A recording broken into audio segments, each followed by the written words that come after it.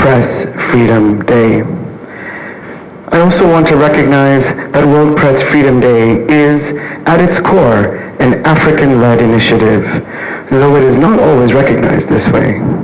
Indeed, we are in this room today marking World Press Freedom Day because in 1991, at a UNESCO-hosted seminar in Namibia, African journalists and media workers came together to encourage press freedom, independence, and pluralism in Africa and in other parts of the world by adopting the Windhoek Declaration.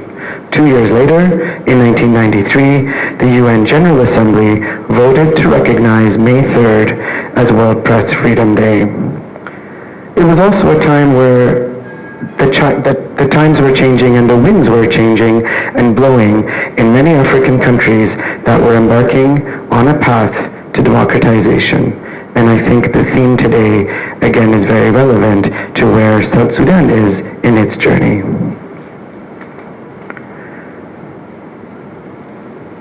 I also want to thank the organizers for today's theme. Of course, it's timely.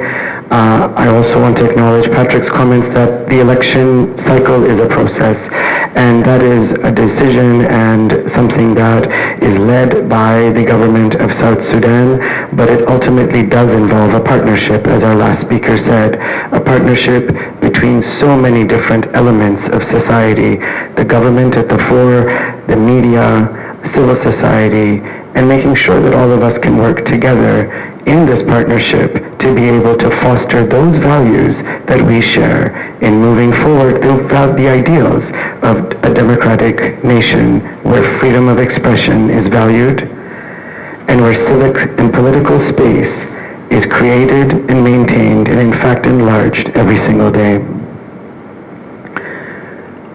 Canada's support to this country is based on our conviction that the South Sudanese people deserve peace, human rights, democracy, and a government that's accountable to them and responsive to their needs.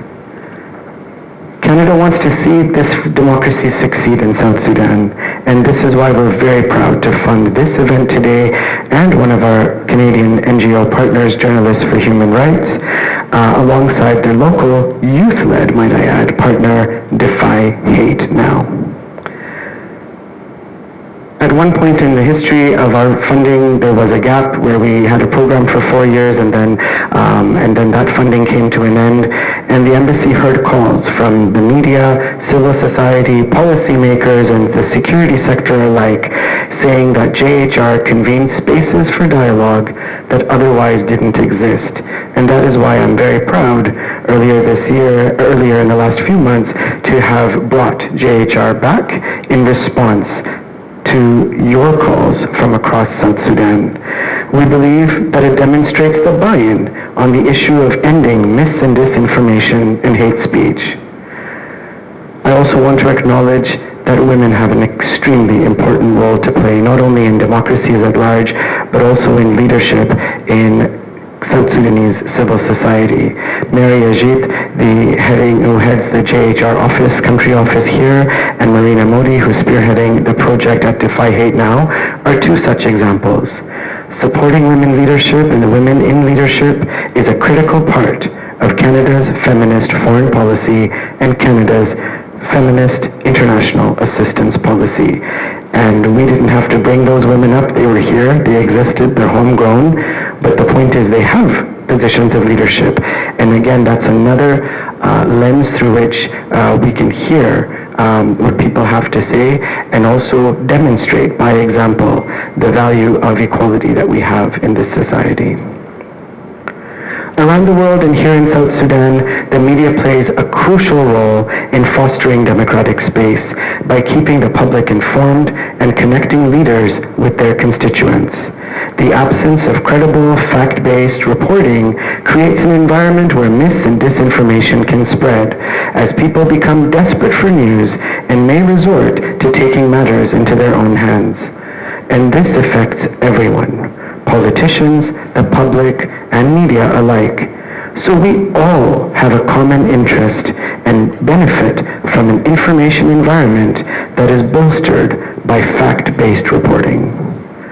To quote Patrick Royette, the president of UJOSS, who spoke earlier, but also spoke at the launch of the Canada-funded project with JHR, he said, "Too many wars have been started over a misunderstanding."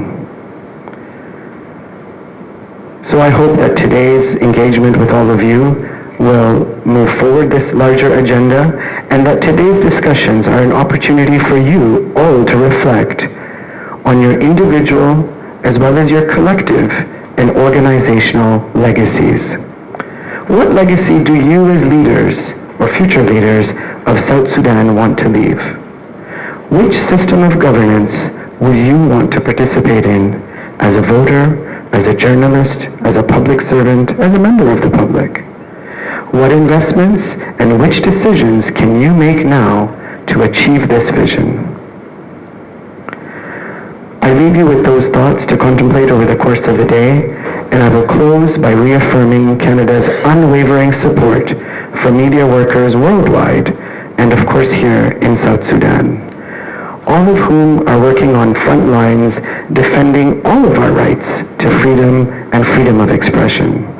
Regardless of how and when the elections take place, Canada recognizes that you, the media, are an integral part of the democratic process each day through your work. And really, media workers tirelessly lay the foundations for free, fair, and credible elections, building a democracy, serving your communities, and defending human rights in South Sudan. This courage and this tenacity from the media is what we celebrate today as we mark World Press Freedom Day. I salute you all. Thank you so much.